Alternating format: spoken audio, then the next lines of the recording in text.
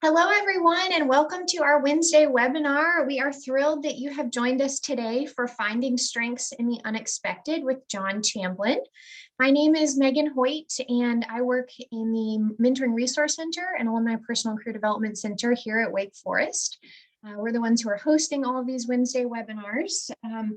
And our mission really is to help alumni navigate their personal and professional lives after college. So as you are joining us today, we invite you to stay off of video and off of mute. We will deliver the content in this 30-minute format, but we invite you all to use the chat, both to introduce yourselves so we know who's on the call. You can tell us when you graduated, where you're calling in from, and then as well as you can, I invite you to pose any questions. John has left some time at the end of his presentation to answer any questions you may have about the content. So my colleague Allison McWilliams is joining us today, and she's going to help keep an eye on the chat for us as well. So we invite you to engage in that way.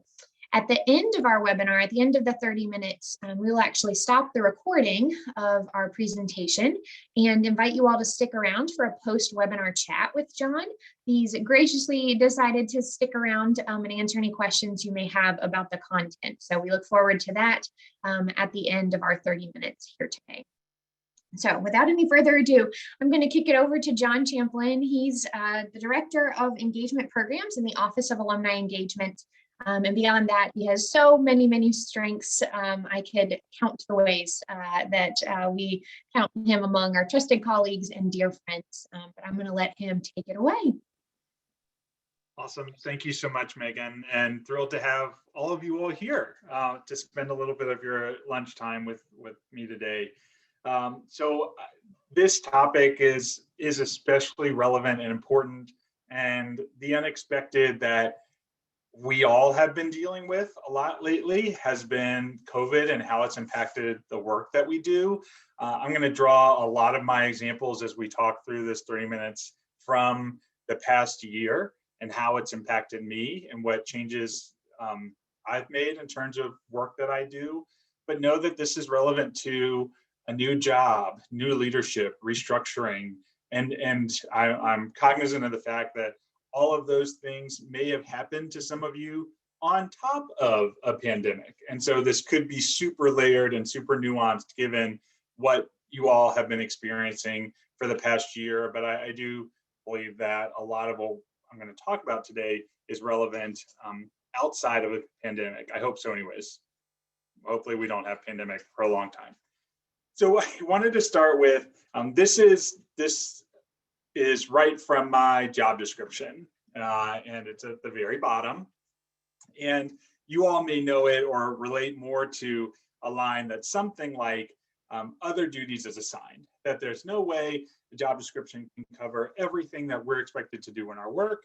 And so there are going to be times when you may be asked to do something different, something that you don't feel is your job. And so for me especially, this past year, yeah, that's been invoked a few times and has really caused this topic to be particularly relevant for me. So if I can give you a little bit of a timeline for what that felt like, at least at Wake Forest, spring break of 2020, the students were told, don't return to campus, or if you're coming back, grab things that you think you'll need for the next 2 weeks. Really, that was the idea. And when we went home and started working from home, that was a similar message. And within that, when that conversation or when that message went out, there was a call for assistance for when students did come back to pick up a few things. We need some volunteers to help just be around campus, make sure people are distancing and wearing a mask. So this was the volunteer phase, and we just need some folks who are willing to help do something, certainly not on your job description, but you would be a smiling face and a warm body. We started transitioning through the summer to the phrase, and you may be familiar with this, we think you'd be good at helping this particular project. And what a what a kind and warm way, I appreciate that, of saying, you're being voluntold to get involved in this way. Great, of course, at this point, still happy to be gainfully employed. So yeah, let me take on those things that, again, would typically be outside of my job responsibility. So then by the time we were in the fall, we were here. And this meme, you're probably familiar, the it's fine type environment. So I would say what would typically be reflected on the job description is mostly out. So for me, my work was less with alumni engagement, but more I was doing contact tracing, and I was helping at the Student Testing Center, and I was helping at the hotels where students who were sick or needing to quarantine were being sent, and that was just life. That was the work outside of a few things that we just didn't give up. That was work then. And so it got to the point by the late fall where I was exhausted and I was burnt out. And the kind of happy-go-lucky volunteer that I started as in March had changed, and I was tired. And so I really had to take a bit of an inventory for me to say, okay, this pandemic isn't going away anytime soon.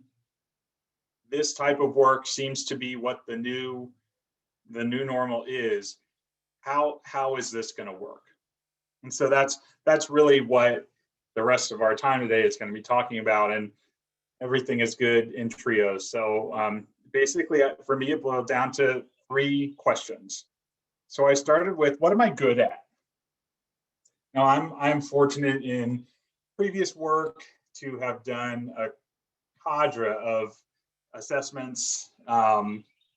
So Myers-Briggs and StrengthsFinder and Foresight, and if you can think of them, I've probably done it. And so what I found through them, I find them all helpful. They help to reinforce, especially when the results come back in similar ways. My preferred, not that I'm not a salesperson, my preference is for Clifton Strengths, and if it's relevant at all, my top 5 are Maximizer, Strategic, Communication, Positivity, and Ideation. So I needed to look at, what am I good at? Because typically what research shows about engagement, professional engagement, work engagement, and satisfaction, if I'm not utilizing the things that I'm good at in my work every day, I'm not going to be engaged in that work. I'll either approach a disengaged status, or I may go all the way to actively disengaged, which really is a complete lack of caring.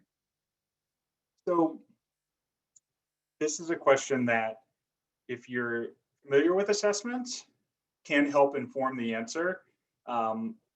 Here's kind of some follow-ups if what am I good at doesn't hit the nail on the head there.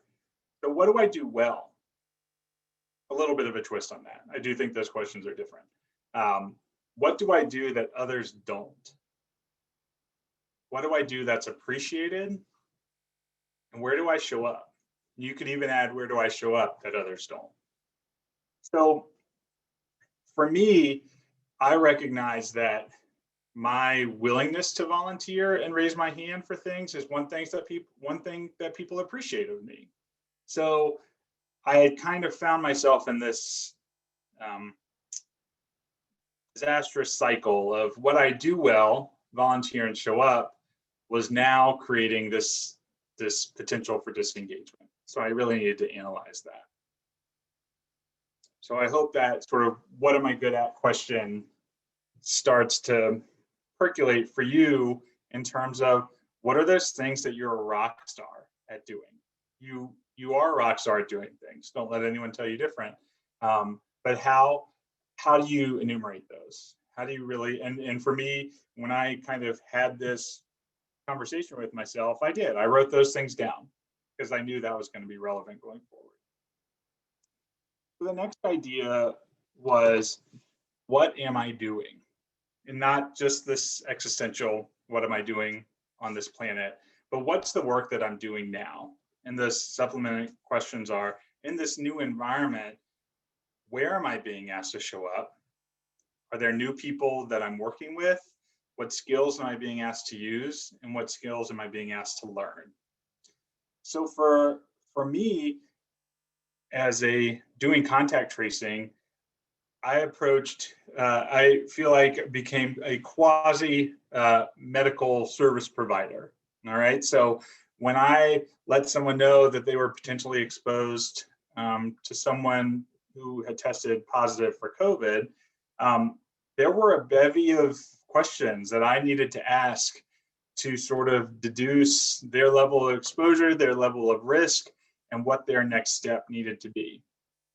I don't think of myself as a medical service provider. That's not something that I've aspired to be. And so that was challenging for me. As you know, that type of work is really limited. I joked with Allison before everybody came on that when I ask people if they've gotten a vaccine, I feel like, is this a HIPAA violation when I ask you? Like, it makes me nervous. So it's just important to be thinking about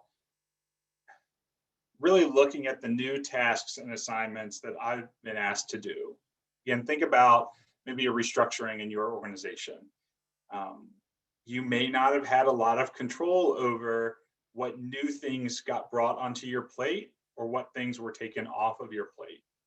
And so you've got to get a firm grasp on at least what those things are. And maybe that's a conversation with a supervisor to try to really specify those for your own good. Conversation with some peers, a real examination of a job description to help really firm up what the expectation is of you going forward.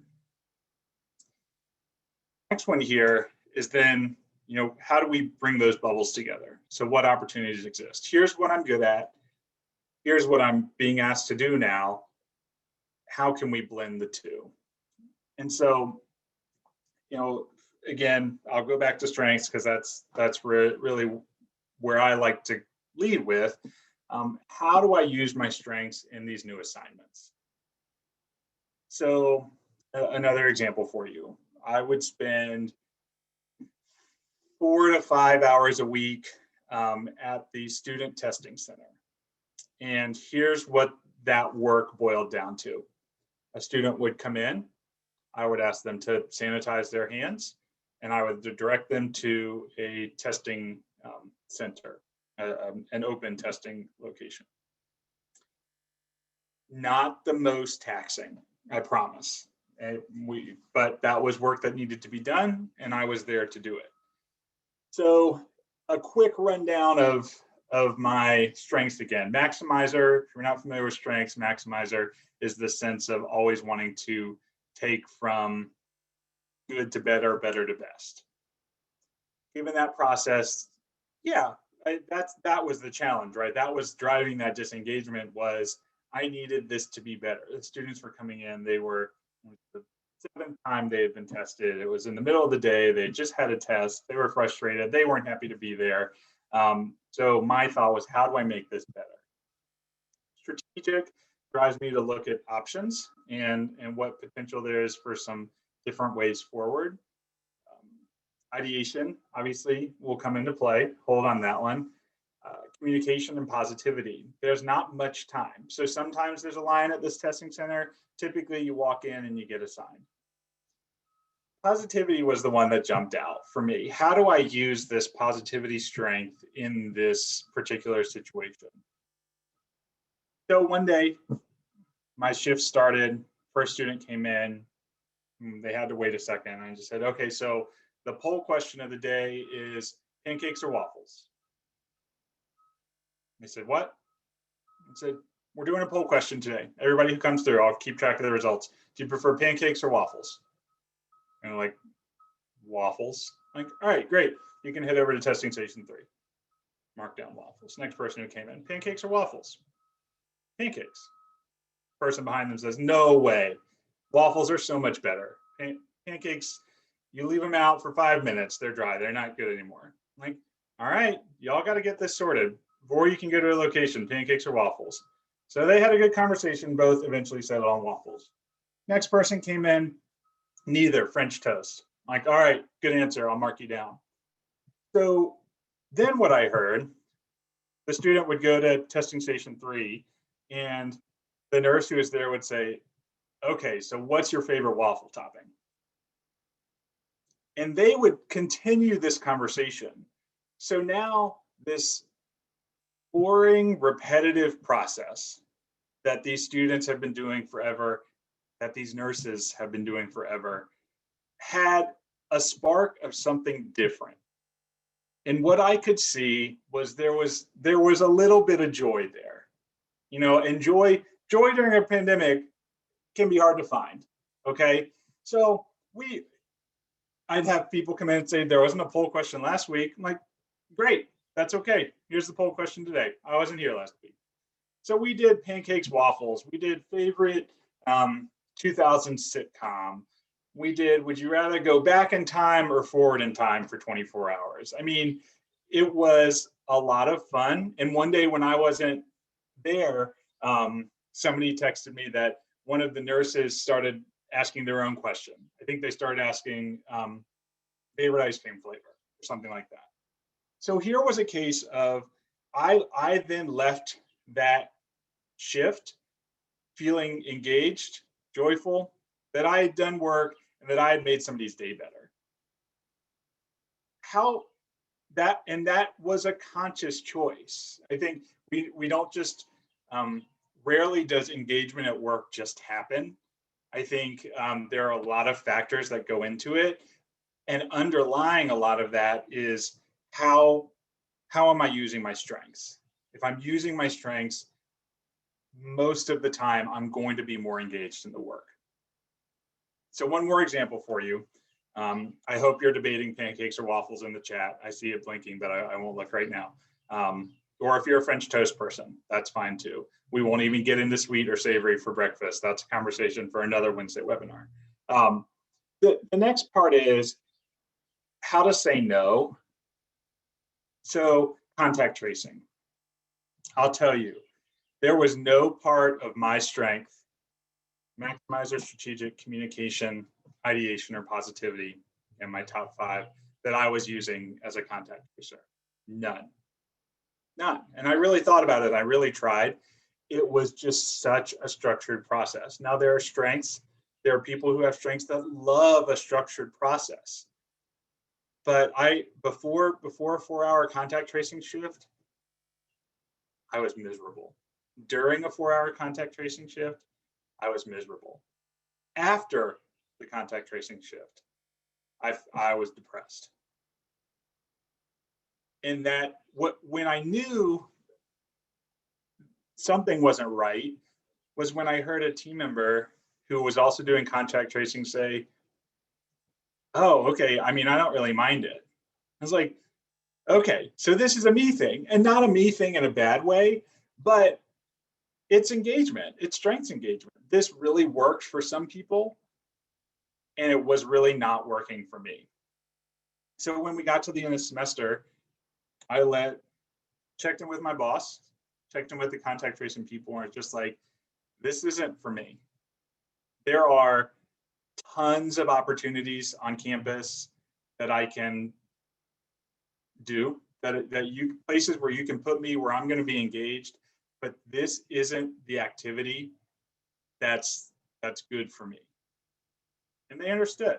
I gave it a good shot. I did it all semester, but it wasn't for me. And so I think even as new roles and responsibilities have come your way or come your way into the future, I would say always give it a good shot. You know what I'm not going to prescribe a time limit on what a good shot looks like. If it's a project-based work, you know, everything's going to vary a little bit, but make a solid effort. And I think what I could say too is I tried. At no point did I say, you know, this just, I'm not going to do this, or I'm going to start doing it poorly. I still did my best. So by the end of it, that made it even easier for me to say, I've done my best. Let's try something else. All right. That feels hard. That was hard. That was hard for me. I offered feedback, and it kind of, this was just the role. And so there are a lot of difficult work things, whether it's giving feedback, receiving feedback, saying no to things. I mean, those are some of the hardest professional things that anyone can do. And yet I'm so glad that I did it, because it's true. I went and started on another opportunity, COVID related, and everything got better. Whole weeks were better because I didn't have to do contact tracing. So that's not true for everybody, but that was my experience. So just none of these are terribly original thoughts to me, but they're things that have been reminders as I've gone through the past year, and when I've gone through change and transition at work anytime. It's okay to say things aren't okay. You know, especially if you, I hope you've had a chance, if things haven't been great for you professionally for the past year, I hope you had a chance to have that conversation with a peer, with a mentor, with a supervisor to say, I think we're all trying our best here, but this isn't perfect. You know, there's vulnerability in that statement for sure, but I think you will be surprised when the response is, you're right, things aren't great, or some things aren't okay, you're right. What I've enjoyed from this change and upheaval is the opportunities that have existed. So I've gotten to meet and work with a lot of new people within Wake Forest who I hadn't worked with before, and some folks who, this is my 10th year at Wake, so folks who I haven't worked with for a really long time. And so then to get to share 3 or 4 hours working next to them has been awesome. And it's also opened my eyes in terms of how does this work affect us going forward? So as I debrief things with coworkers, I work with students as well. As last week was Arnold Palmer Day here on campus, and the Traditions Council runs that, and I advise the Traditions Council. So as we were debriefing that, one question I asked them was, what did we do differently this year because of COVID that we should keep for the future? I know the first instinct for many will be throw it out. It's behind us. It's gone. I never want to talk about it again. But think about all the ways that you've been forced to be creative, to find new ways to do things. Don't toss the baby out with the bathwater, right? Really consider what are the things that we can keep, that people enjoy, that we can use going forward. Use your support systems. So if you get to question 1, what am I good at? And you struggle with that, know that you're not alone. That's a tough question. It's just like if you're going to an interview and somebody asks you what your strengths are. You know, that's hard. It's weird to think about ourselves that way. Not for everybody, maybe. And if it's not, that's awesome too. But sometimes it's a lot easier to ask people around you. Again, a friend, a colleague, a supervisor. What are some of the things that I do well? When's the last time you worked with me on a project that you thought went really well? What do I bring to this team? Just good questions, and see what the answer is, and believe them. Believe people when they say it. Okay, it's a vulnerable question again, but when you ask a vulnerable question, be willing and open to receive a good answer to that question. The last thing, again, and I've mentioned it, we know that Gallup has done a ton of research that occupational well-being heavily impacts all other aspects of your well-being. And if you're like me, and if you've been at home a lot for the past year, those spheres cross even more. That your personal, your social are all now even more heavily tinged by what is going on at work. So know that if you can think about your strengths and stay engaged or re-engage, that's what I would say I tried to do, is to re-engage my strengths. I had lost touch with them in the swirl of everything going on in the world. I had lost touch with what it is that I'm good at. And so, and it took a very conscious conversation with myself to say, like, all right, let's make some changes. And that's how I work to re-engage those strengths so that my occupational well-being could be better, so that all of my other aspects of well-being, Wake Forest has 8 of them.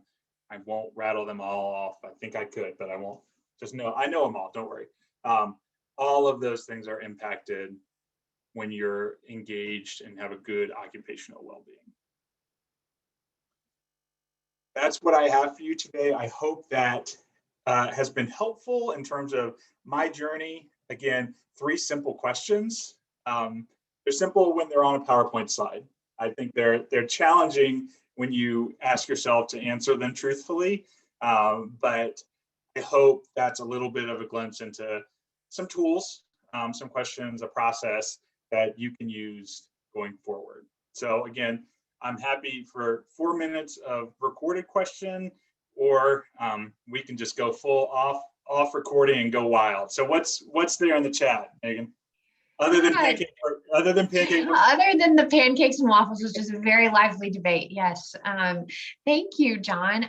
While we're waiting to see if anyone has any questions, pop in the chat for us. I did, as I was listening to you, I sort of this is more of a philosophical question perhaps, but given your background, in professional development, I'm curious, like, how much of our jobs do you think we should be using our strengths? Like, is that what we should really be looking for? Like, as we're thinking about what we're good at, what we do well, just what are your thoughts on sort of that dynamic?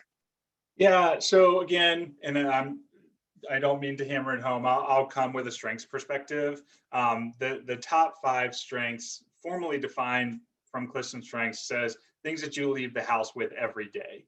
And so what that tells me is every day I'm going to use some aspect of that. It may not be in a work day. It may be when I'm grocery shopping, or maybe when I'm taking a walk with a friend. My ideation comes out to help them solve a problem.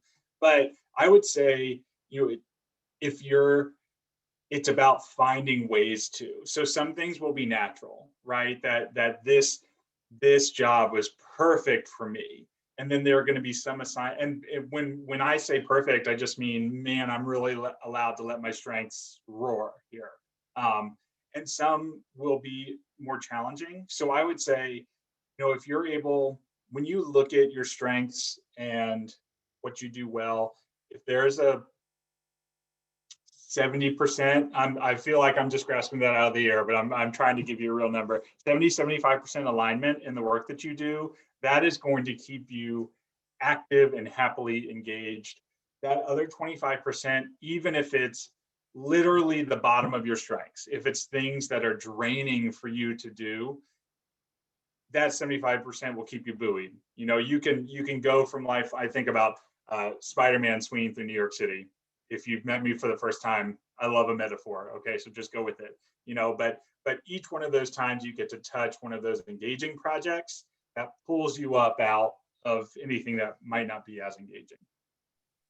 Yeah, I answered a philosophical question with a Spider-Man metaphor, so you're welcome. I love it. Why don't we go ahead and advance to the next slide, and then we'll invite everyone to stick around if you'd like.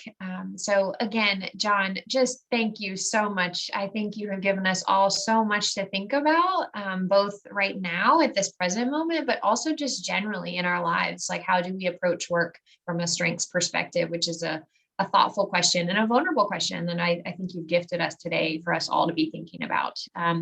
As we wrap up today's webinar, we invite you all to stay connected with us and join us for our next Wednesday webinar, which is in 2 weeks. I'll send out information in the follow-up email to register for that webinar if that's interesting to you. But of course, you can always stay connected with us on LinkedIn, on Twitter, on Instagram. We're at Life After Wake and at WFU Mentoring.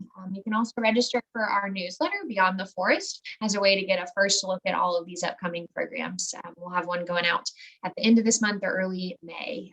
So again, thank you all so much for joining. We look forward to seeing you again very soon.